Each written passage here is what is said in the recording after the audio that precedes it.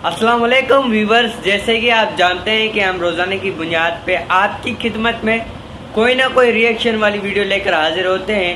ठीक इसी तरह आज भी आपकी खिदमत में डॉक्टर जाकिर नाइक की एक और रिएक्शन वाली वीडियो लेकर हाजिर हुए हैं। इस वीडियो का मज़ीद आगाज़ करने से पहले आप लोगों से छोटी सी गुजारिश करता हूँ, अगर आप हमारे इस चैनल पर नए हैं तो प्लीज़ हमारे चैनल को ज़रूर सब्सक्राइब करें और बेल आइकन को लाजमी प्रेस कीजिएगा ताकि हर आने वाली वीडियो से आप बाखबर रहें। तो चलते हैं व्यूवर्स वीडियो की तरफ, मिलते हैं वीडियो के बाद, तब तक के लिए अल्लाह हाफिज। तो हमने कह दी चप्पल हमारे पाँव काटते है तो हम जाके चप्पल को काटे। दोस्तों, ये सिरी रविशंकर हैं और दूसरी जानिब डॉक्टर जाकिर नाइक हैं। आप इन दोनों शख्सियात को जानते होंगे। दोनों नहीं, अगर आप मुसलमान हैं तो आप डॉक्टर जाकिर नाइक को जानते होंगे, और अगर आप गैर मुस्लिम या हिंदू हैं तो आप सिरी रविशंकर को ज़रूर जानते होंगे। आज से चंद साल पहले जब दो मुख्तलिफ मज़ाहिब के ये आलिम दीन, अपने अपने मज़हब के आलिम, एक दूसरे के आमने सामने आए और एक बड़ी डिबेट का इनेकाद किया गया जो कि तकरीबन 3 घंटे से ज़्यादा दौरानिए की थी। इस दौरान क्या कुछ हुआ और इस डिबेट के बाद इन दोनों ने एक दूसरे के बारे में क्या कहा, ये हम आपको आज की इस वीडियो में बताएंगे। दोस्तों, इस वीडियो में हम आपको ये बताएंगे कि डॉक्टर जाकिर नाइक से होने वाली मुलाकात के बाद सिरी रविशंकर ने क्या कहा।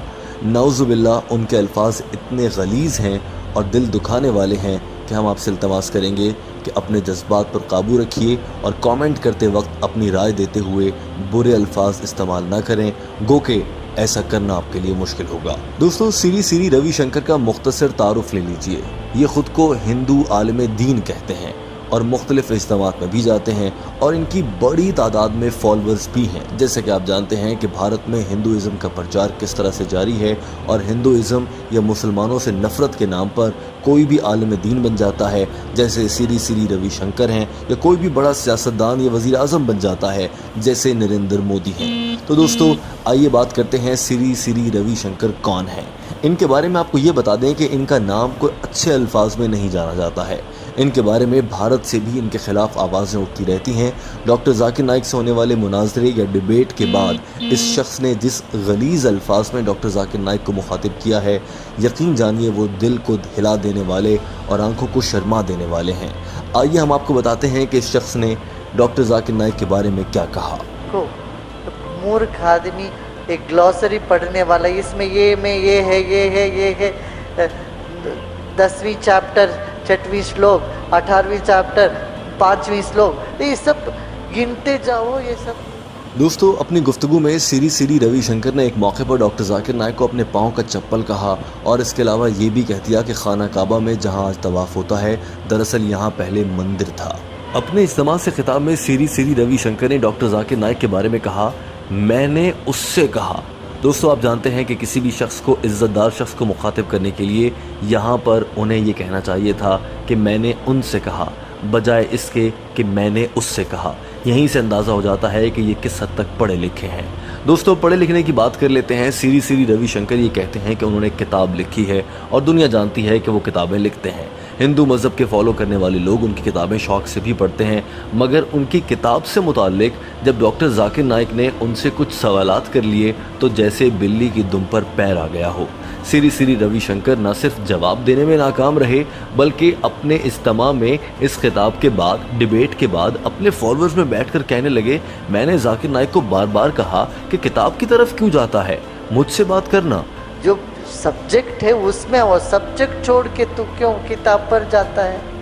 दोस्तों, अगर एक हिंदू आलिम दीन को किताब लिखना नहीं आती, किताब में वो ऐसी गलतियां कर देता है जिसे पढ़कर इंसान को हंसी आती हो, तो फिर ऐसे में उसे आलिम दीन भला कैसे माना जा सकता है। दरअसल सिरी रविशंकर ने अपनी किताब में जो दिल में आया वो लिख दिया, और फिर जब डॉक्टर जाकिर नाइक ने एक एक लाइन का बगौर जायज़ा लिया और सिरी रविशंकर से सवाल पूछे तो मोहतरम के पास कोई जवाब नहीं था। आप तो जानते ही हैं कि डॉक्टर जाकिर नाइक ने तमाम ही मजहबी किताबों का मुताला कर रखा है। कुरान पाक हो, बाइबल या फिर कोई और किताब, वो आयात का नंबर तक याद रखते हैं और उसी हवाले से बात करते हैं।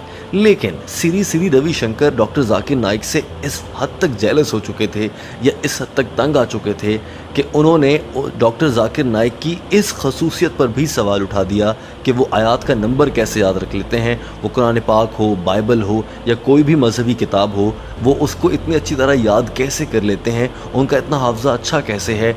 इस पर भी श्री रविशंकर ने कहा कि ये कौन सा बड़ा काम है, रट्टा लगाकर तो कोई भी बोल लेता है। आप कुरान पाक की आयत का रट्टा लगाते हैं, आप बाइबल का रट्टा लगाते हैं, आयत नंबर फलां फलां फलां, ऐसे करके श्री रविशंकर ने डॉक्टर जाकिर नाइक की नकलें उतारना शुरू कर दी। दोस्तों, श्री रविशंकर का दिमाग का आलम देखिए और उनका मुतालिया देखिए। ये मोहतरम फरमाते हैं कि मैंने डॉक्टर जाकिर नाइक और उनके फॉलोअर को कहा कि आप मुसलमानों के बहुत बड़े पंडित या आलिम हैं, आप मेरी किताब को पढ़ें, मेरी किताब से जो अच्छा लगे वो ले लें, या हिंदू मज़हब से जो अच्छा लगे वो ले लें, ईसाईयत से जो अच्छा लगे वो ले लें, इस्लाम से जो अच्छा लगे वो ले लें और फिर अपना मज़हब बना लें। दोस्तों, इस तरह की सोच रखने वाला आदमी डॉक्टर जाकिर नाइक जैसी बड़ी शख्सियत के बारे में बातें कर रहा था और उसने एक मौके पर इंतहाई गलीज़ अल्फाज भी कह दिए।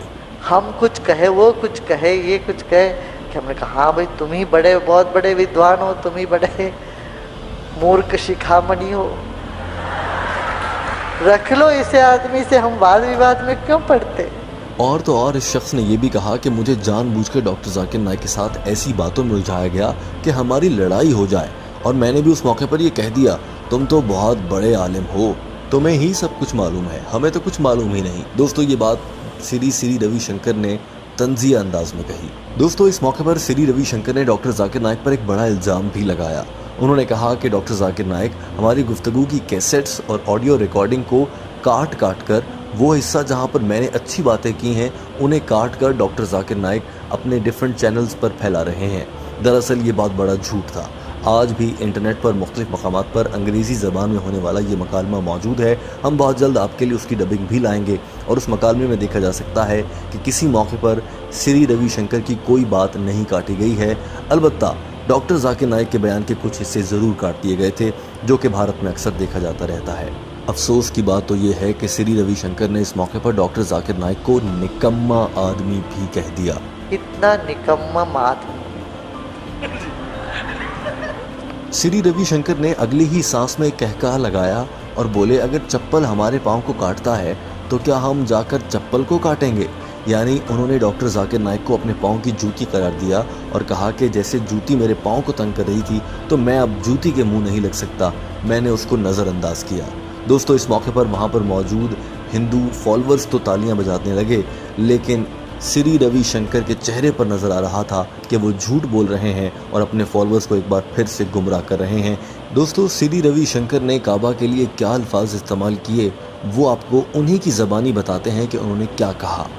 जो है वो एक शिव मंदिर था, ये भी बात है।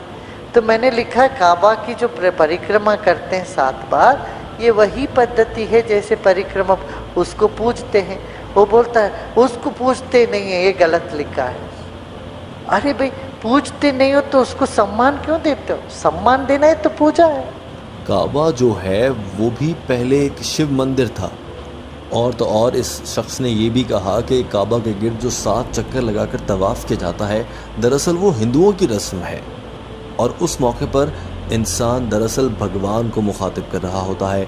नाउज़ुबिल्लाह, इस शख्स की ज़बान से ये तक अल्फाज निकले। श्री रविशंकर ने कहा कि उन्होंने डॉक्टर जाकिर नाइक को बोला कि आप खाना काबा की पूजा क्यों करते हैं।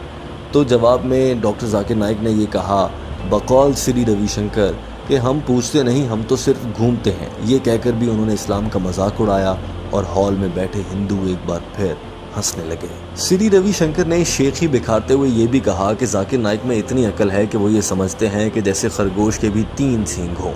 तंजिया तौर पर श्री रविशंकर ने कहा कि हाँ तुम ही अक्लमंद हो, हम सब तो बेवकूफ़ हैं। दोस्तों, दरअसल उस डिबेट में श्री रविशंकर को अपनी बातों पर शर्मिंदगी का सामना करना पड़ा था और ये डिबेट वो सबके सामने बुरी तरह हार गए थे। और उसके बाद अपने इज्तिमा में आकर अपने फॉलोअर्स को वो ये कहने लगे, मैंने सोचा कि कहीं हिंदू और मुसलमानों का झगड़ा ना हो जाए, तो मैंने कहा कि ठीक है तुम जीत गए, मैं हार गया। जबकि दरअसल हक़ाइक़ की रोशनी में और वो डिबेट देखी जाए जो कि हम बहुत जल्द आपके लिए पेश करेंगे, उसमें ये देखा जा सकता है कि श्री रविशंकर को मुसलसल शिकस्त का सामना करना पड़ा और उस झूठे और मक्कार शख्स का हर दावा झूठा निकलता जा रहा था। श्री रविशंकर ने एक और ये झूठ बोला कि मैंने अब फैसला किया है कि मैं इस तरह की किसी डिबेट में नहीं जाऊंगा, क्योंकि मुझे लगता है कि ऐसे लोगों के साथ बैठना वक्त ज़ाया करना है। जबकि दरअसल बदतरीन शिकस्त के बाद श्री रविशंकर किसी को मुंह दिखाने के काबिल नहीं रहा। यही वजह है कि वो अब डॉक्टर जाकिर नाइक के ख़िलाफ़ मुख्तलिफ़ महफिलों और इज्तिमात में मुग़ल्लिज़ात बकता फिरता है। दोस्तों, अब आ जाते हैं वीडियो के उस हिस्से में जिसमें हम आपसे एक सवाल करते हैं, लेकिन उससे पहले हम आपको ये बताना चाहते हैं कि इस डिबेट के बाद श्री रविशंकर के लिए डॉक्टर जाकिर नाइक ने क्या अल्फाज इस्तेमाल किए थे, वो वीडियो बहुत जल्द आपके लिए पेश कर दी जाएगी और आप ऊपर दिए गए लिंक पर क्लिक करके वो वीडियो देख सकेंगे। दोस्तों, अब आपसे पूछ लेते हैं आज का अहम सवाल, जिसका जवाब आप बहुत शौक से देते हैं। दोस्तों, हमारा आपसे सवाल ये है कि आपके ख्याल से क्या डॉक्टर जाकिर नाइक और श्री रविशंकर के दरमियान एक बार फिर से व्यूअर्स, आज की थी हमारी रिएक्शन वीडियो। उम्मीद करता हूँ आपको ये रिएक्शन वीडियो पसंद आई होगी। मजीद ऐसी वीडियो देखने के लिए हमारे इस चैनल को जरूर सब्सक्राइब करें और बेल आइकन को लाजमी प्रेस कीजिएगा ताकि हर आने वाली वीडियो से आप बाखबर रहें। तो नाज़रीन, चलते हैं, मिलेंगे अगली नेक्स्ट वीडियो में। तब तक के लिए अल्लाह हाफिज़।